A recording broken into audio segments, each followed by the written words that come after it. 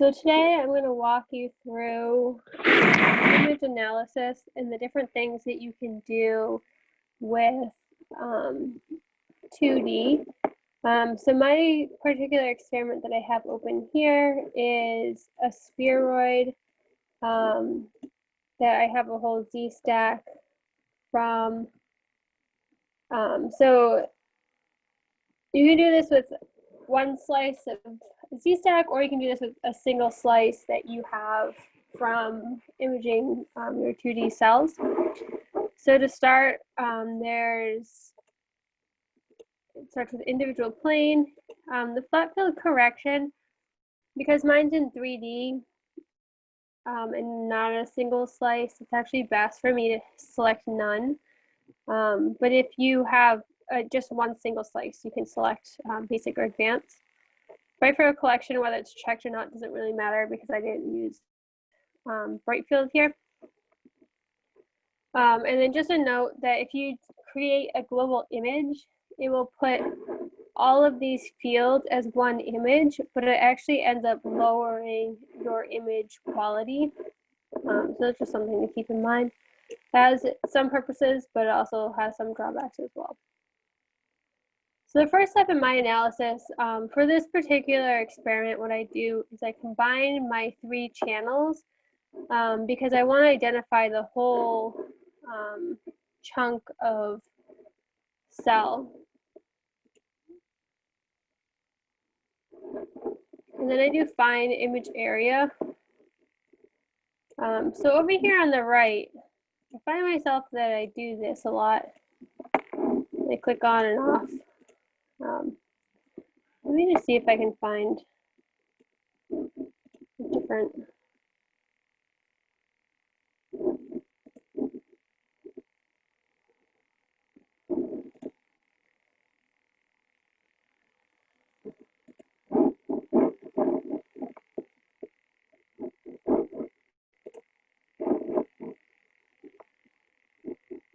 We'll stick with this one. So basically, for this analysis, you can hand select the Z slices, so you can kind of go up and down and look at a bunch of different slices to see how it plays out and where. I typically start with the one that has the biggest area, and then I work from there. And one of the ways to help, there's like a lot of background here. So I start by unselecting that, and underneath each one, you can kind of get rid of some of this background area.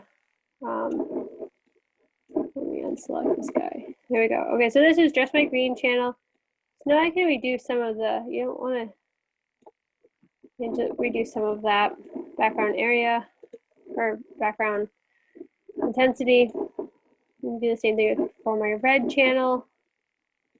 And keep in mind that anything that you control over here on the right is just changing what you see.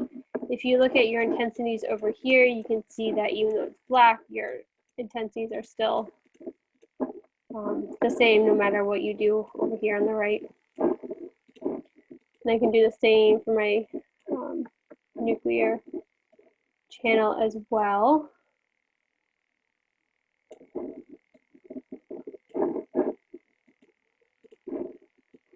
So then you can have all of these shown.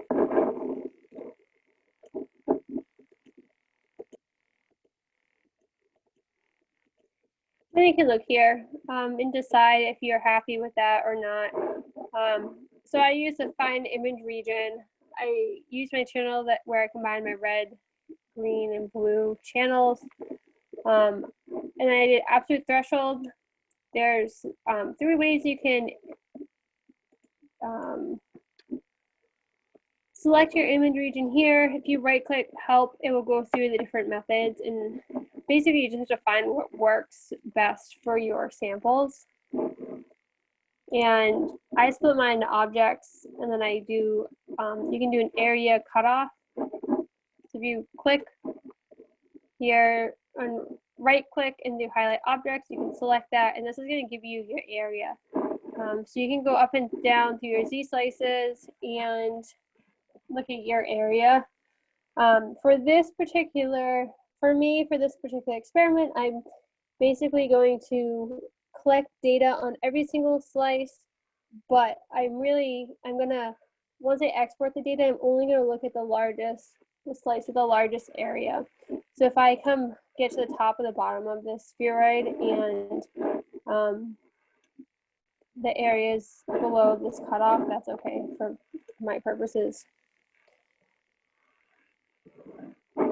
So once you are happy with how this looks, you can go to the next step. So select population. So here, you want to label everything as you go really well. So I called this, when I selected this whole image area, whole image. So now when I go down to the next one, I'm going to select my population as a whole image. And then there's a whole list of ways that you can select your population. Here I'm just using a common filter, and I'm just removing the border objects. So the border objects is basically, say this spheroid is over here, it's going to, I don't want partial spheroids, I only want spheroids that are whole. So if this green area was touching the edge at all, it would be removed from the analysis. So next thing I'm going to do is I'm going to do my calculate morphology properties. And so here I have my whole image, but then I have my whole image border removed. So this is the first step I did, this is the second step. So I want to go from the second step, and then you can still go back to your whole image region. And then again, there's standard, which is going to have your area, roundness, width, length, ratio, width to length, and then your star properties. And your star properties are your texture properties. So here I'm just going to do these basic properties. And then here is where I really go through, and I go back to my whole image border removed. And then these are the different area and length is what I found to be the most useful. But really, to get these numbers, I went around and I looked at a whole bunch of different spheroids, and this gives you all the information for each individual spheroid. So you want to be able to weed out the ones that you want.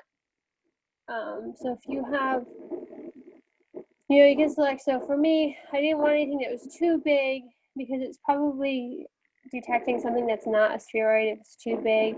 I didn't want something that was too small. I didn't want anything that was a partial spheroid. And then for this particular data set, the length was important. And I'll just go to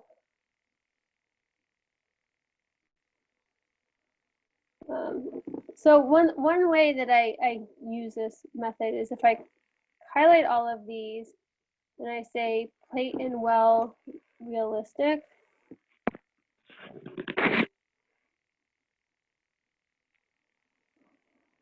This will give me each of that Z slice that I've selected. And it's going to give me each of these wells. And from here, I can right click to save this image. So if I see down here on the bottom right that I have a crappy spheroid, for example, I can go back here and I can look at this one. And I can see that it's something funky is going on there, and I don't actually want that. So when I go to my select population, I can make sure. So this one has a length that's 113. That falls between the bounds, but the image area is below 7,000. So as you can see, this one was on the edge, so it got excluded, and this one was too small, so that one also got excluded. And then I can look at, for example, let's see what's going on up with this one.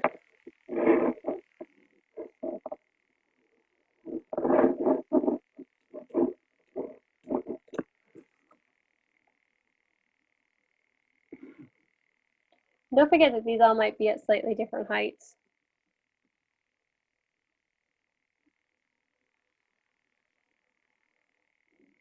You can see there's not really a spheroid here. This looks like it's kind of maybe just drunk or background stuff. So as you can see, this one's turned red. So this one's above my 22,000 cutoff. But basically, you can play with these different things. They do have these scatter plots that you can kind of use to help, and then histograms. So you can kind of use these if you select a bunch of them to look at these to see where your cutoffs should be. So then I wanted to find for this particular experiment, let me go back to the one that I was on originally.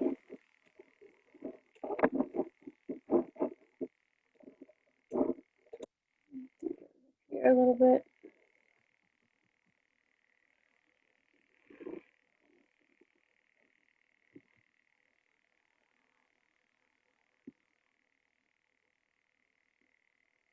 So again, you can go through, you can see that this is the stromal area. If you want a better view, you can come over here and just kind of remove a little bit of background.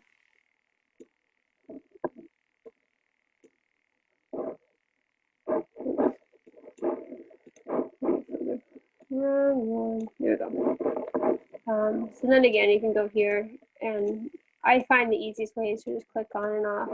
So you could change this, manipulate this more to get this part of the spheroid as well, if you wanted. So this shows you this orange line, shows you the whole thing, and then this shows you just the stromal region. And again, you can use this, so my green channel, whole image after cutoff, my whole image region, and then this one again, I use absolute threshold. This absolute threshold is the same as what I used in my fine image region. And then again, the same thing for my epithelial.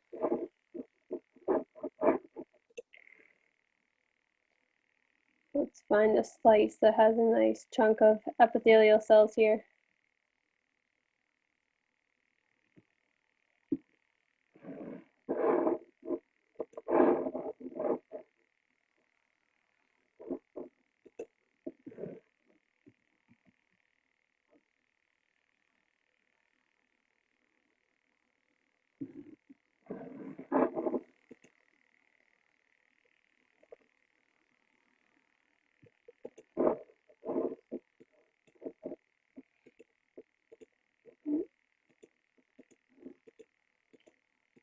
And so you can see the different things, but there we go, this one. Again, I'm just gonna knock off some of the, a little bit of the background. So as you can see for this one, I would say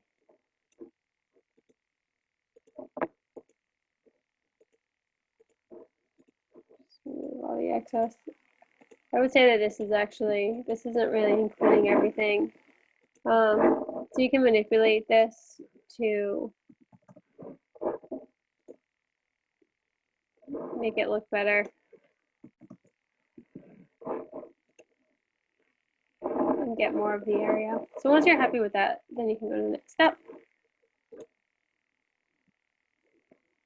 So here again, I just want an area of the whole object, and then I wanted area of my epithelial region, area of my stromal region, and then I'm going to do calculate properties, and I do my epithelial area over my whole area times 100 to get what percent of my whole population is epithelial, and then what percentage, I'm going to do the same thing for my stromal. You can see what percentage of my spheroid is stromal. So 42% epithelial, 38% stromal.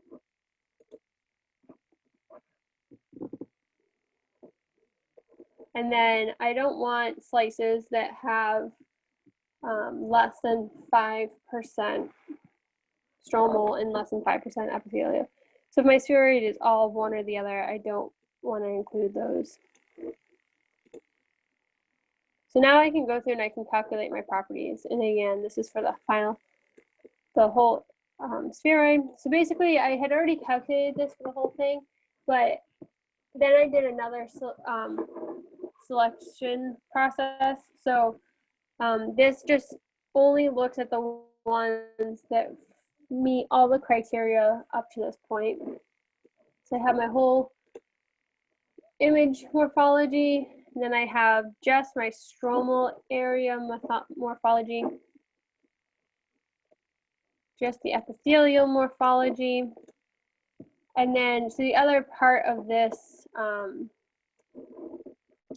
morphology property is star, and then you select which channel. So for epithelia, I'm gonna select the red channel. So then you can see, this is an example. This is profile 1, this is profile 2. I'm going to just quickly show you the manual for this. Again, you guys can go back and look for it as needed.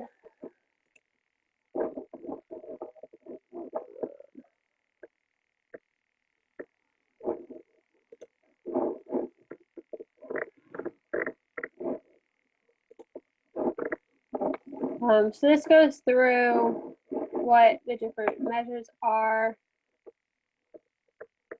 what the different star properties are.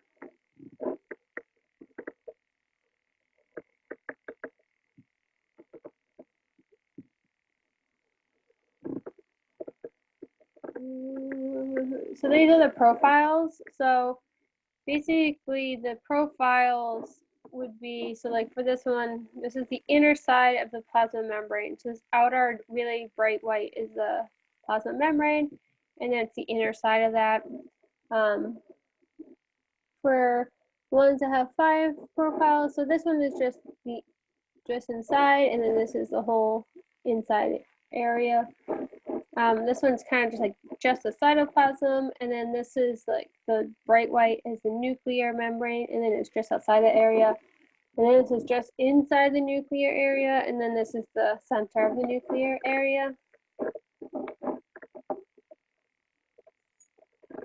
And then you can change the profile.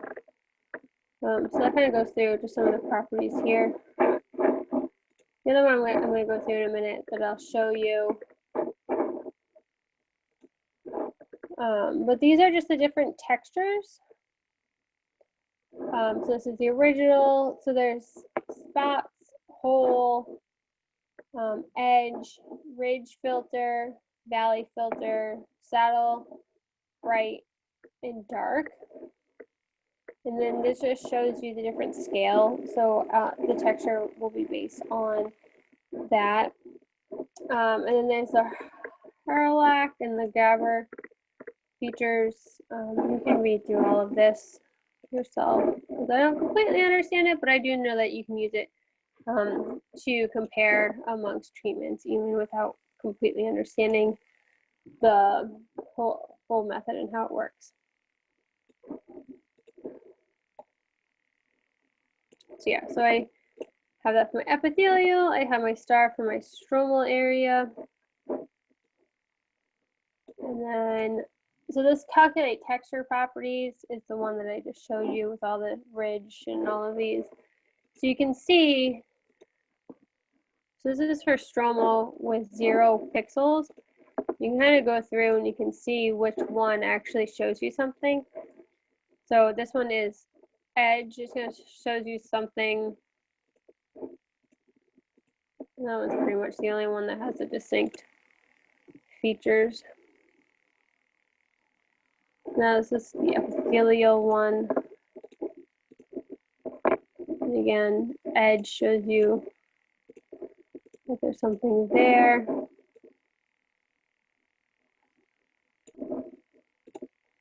And this is to compare 1 pixel.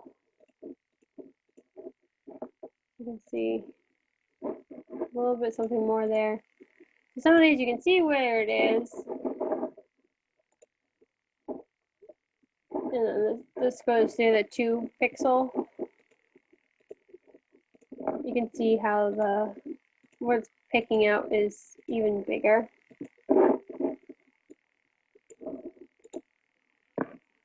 So the other one that we tried to do, I don't think it works super well in all of our samples, but I do have it in here just in case something interesting pops out.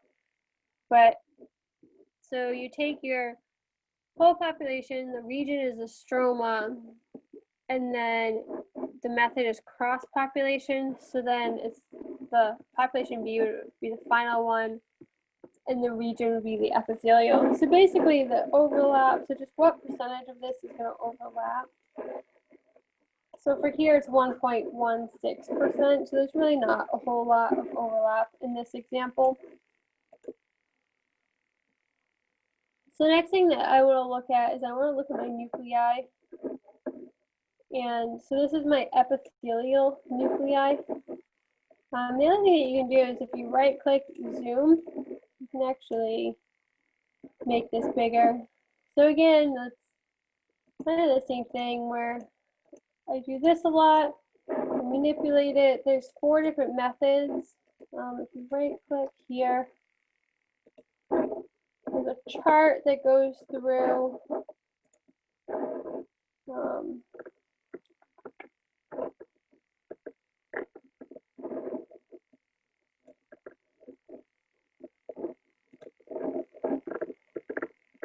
there you go. It's a chart that goes through the different methods and kind of like so if you have a high background, then A might be best. The general robustness is for B or M. If you have a low background, use C. If there's intensity variations, use one of these. If the nuclei are stuck, M is kind of like the best one. So that kind of helps you. But really, I just sit here and I click through the different ones just to see which one looks best. And I start from there. So this one's missing a bunch. Let's see, well, that one doesn't look that bad. And then M is over splitting. So I think I went with C. But you can play with this, and there's a first layer and then a second layer. So you can threshold if they're not splitting well, like these 2 are stuck in this one, and these 2 are stuck, and these 2 are stuck together. So you can manipulate this to get them to be less stuck. And this is kind of just going through each slice and kind of just picking what works best for your samples. And when you go through this protocol too, you want to look at a bunch of different slices and a bunch of different wells and a bunch of different, like all of your different treatments as well. So then this is my calculate morphology properties. So I just want to know the area around this width length and ratio of width to length for my epithelial nuclei. And then I wanted to know what the intensity was of those. And then so for my final epithelial, so for this particular one, I have area cutoff, intensity cutoff, a length cutoff, and an area cutoff. So it's going to be greater than 50, less than 200. And these ones are kind of like this. This one's a partial one, so it doesn't get counted. And then these 2 are 2 stuck nuclei, so that one doesn't get counted either. And again, you can go through. This is where I'd like the scatter plot. The histograms are a little bit more helpful as well. Now we can calculate the nuclei. Now that you took the ones out that we didn't want, and then for your nuclei, again, you can go through and do texture.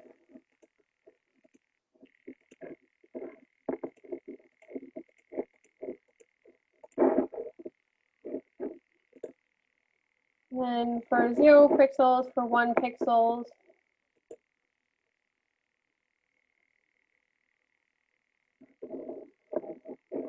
And these are the star features. And the reason why, so here I'm not looking at these guys over here because these guys are more stuck and more close together, so they're harder to look at. we're more interested in the epithelial population for this particular experiment. But then I go and do total nuclei. And again, this is another area where if you come here and you kind of reduce the background, it will help differentiate what's background versus what is actual nuclei. So again, I'm going to do my morphology properties for my total nuclei. And then I'm going to do my green plus my red.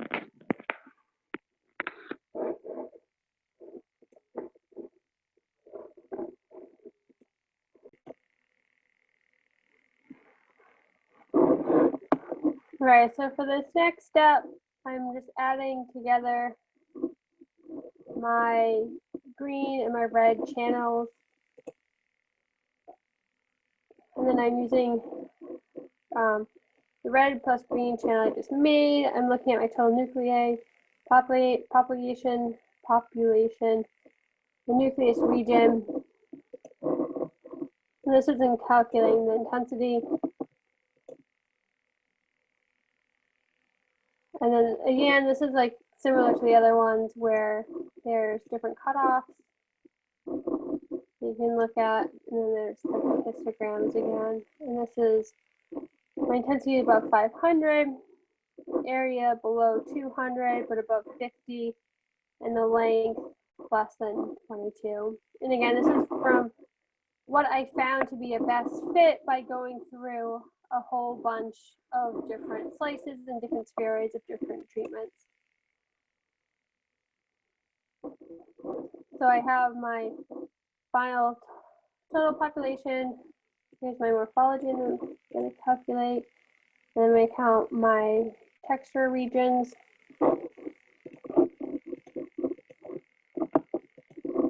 And then this goes through. This is at 0 pixels, and then again at 1 pixel.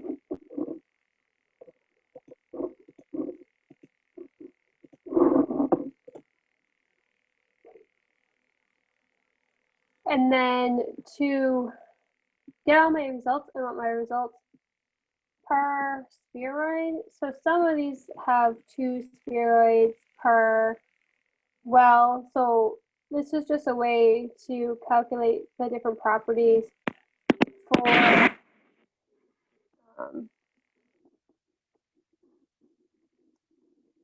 for each one.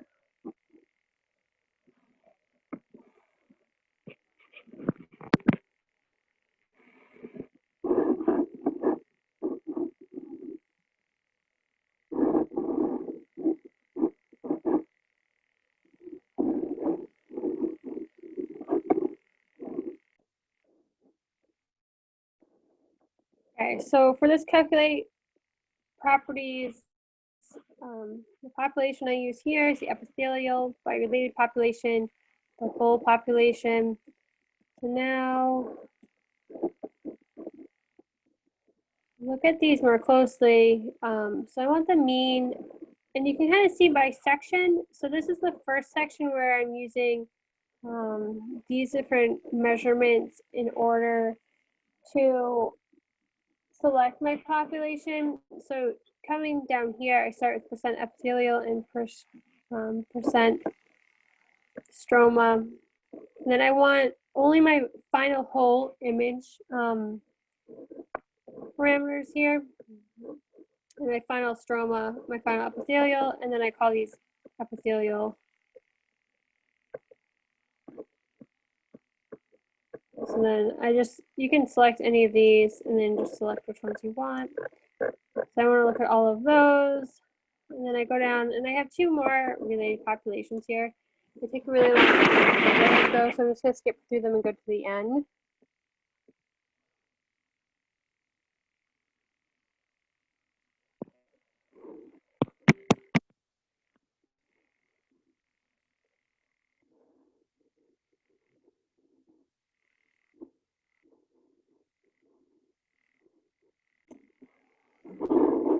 Okay, so if I come down here to my define results, again, this has all the different sections that I have identified.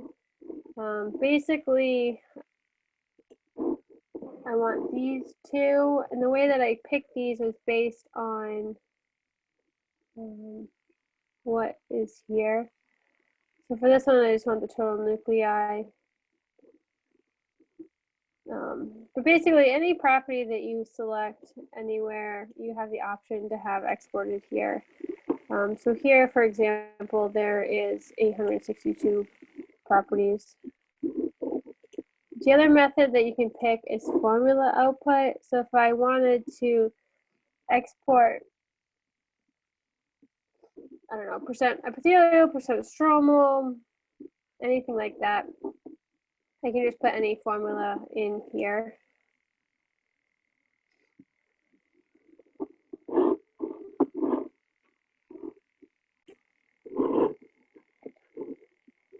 So here, for example, A over B, you can pick which property you want for A, you pick which one you want for B, and then you give it a name.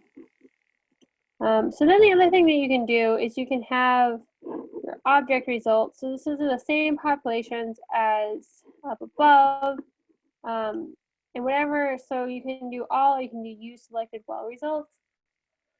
So up above, I already selected what I wanted.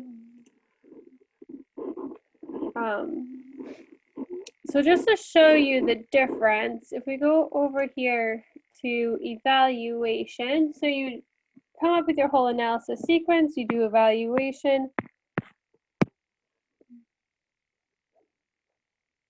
So this one I already did for the whole thing, but just to show you, we'll do all the slices, so we'll do just 3, so it's quick.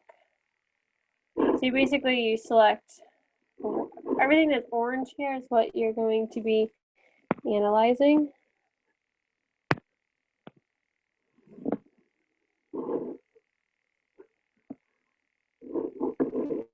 So I'm just going to hit start.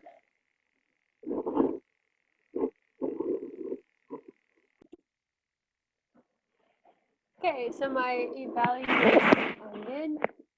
So it's called evaluation 6. So you can go to settings. For that, so there's 2 ways of looking at it. There's a heat map, which these were in the same well, but this is index is it's well B1, and then P1 is the plane, and this has percent epithelial. So as you can see, as you go through the Z slices, there's less and less epithelial. And you can do this. So you can kind of see the area increases and then it goes back down. So this is looking at all 3. This is the well results. If you want to look at the single cell results, you can. So this shows, again, this isn't super helpful to have the index, but you could do anything along the XY. So sometimes it's useful to look at information here. I don't have enough data here for it to be useful, but you can look at, you can manipulate these graphs here. So if you go to settings, on here is the evaluation results too. This will show you all of the information that's being exported. You go to settings, data management, export data. I always do evaluation results per well and object because I typically look at objects as well. So then I can sort by date. Here's my evaluation 6 that I just did. Export path, I'm just gonna put it on the desktop for right now. Start, and then I can do this, watch the job status. When this is done, it's 100% here.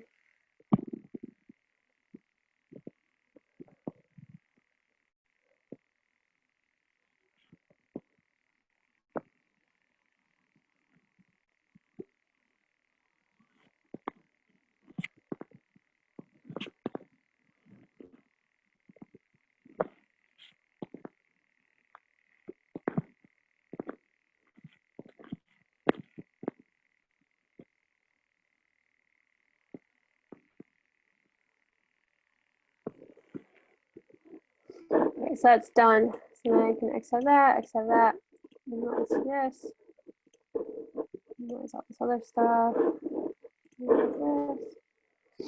So this is my export folder, evaluation 6. So basically I'm going to get 3 different results. So it's exported into this format. So I just select all and then copy and paste into Excel.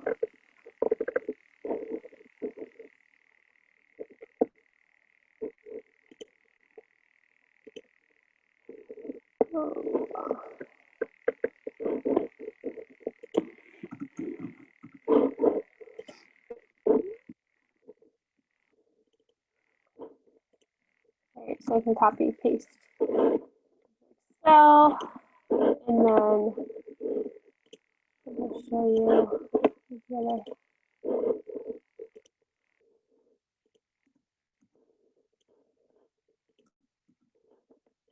All right, so here at the top, it just gives you the information. This is the evaluation signature, the plate name, the measurement, and the evaluation. And that all goes back way first to the information right in. So,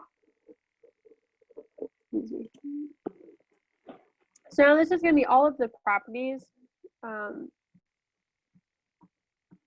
And again, I chose to do mean. I chose to export all of these, but so percent epithelial. So as you can see, this is the row, the column, and then the plane. Plane is the Z slices. So the first Z slice, the first to the 15th Z slice, there was nothing was detected. And then you have these slices that not everything, there's going to be a lot of NAs. If you come through here, here's a chunk of your data, is going to be these slices. So one thing I'm going to look at is area. So if I were to look at the area for all of these, and I only want the one with the greatest one, so this slice would be the only data. So I write R codes to manipulate the data that's in Excel, because as you can see, I only exported three Z slices or 3 spheroids, but only one of them had actual data in it. So, oh no, I only did 1. Oops. So this is data just for 1. So this is the object, or for the plate. No. So this is the row, the column, the plane. So this is for all 3 of the Z slices. This takes the average of those. This is my object population. So here you can see row, column, plane, field. Field refers to the different imaging blocks. And then again, you can use this like a regular Excel, and you can sort, custom sort, and so you can make it going in sequential plane and field numbers here. But as you can see, there is XY position. This compound, concentration, cell type, and cell count, these are from the plate map that you identify. And then there's all of your information here. So there's going to be a lot of data here, and because this is for every single slice in all 3 of your spheroids.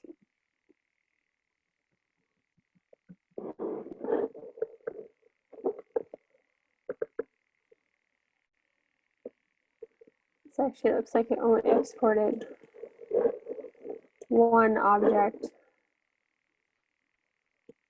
Oh no, the fields. So it's got 2 fields. So it looks like I selected 2 objects here. So you got field 12 and field 1. So then you can separate this so they're separated out. But yeah, so here, as you can see, then you can manipulate this any way that you want in Excel. The other way to handle this is in R, which I'll do another video on. But so that's how you some of the information that you can get out of a 2D slice. You can do this for any, it doesn't have to be part of a 3D slice, but any 2D image, all of this information can be captured. There's also, you know, a lot of there's some other information that can be captured here as well. And this is just one example that I use for my particular experiment. But I pretty much just add or subtract any of these building blocks to create your own image analysis.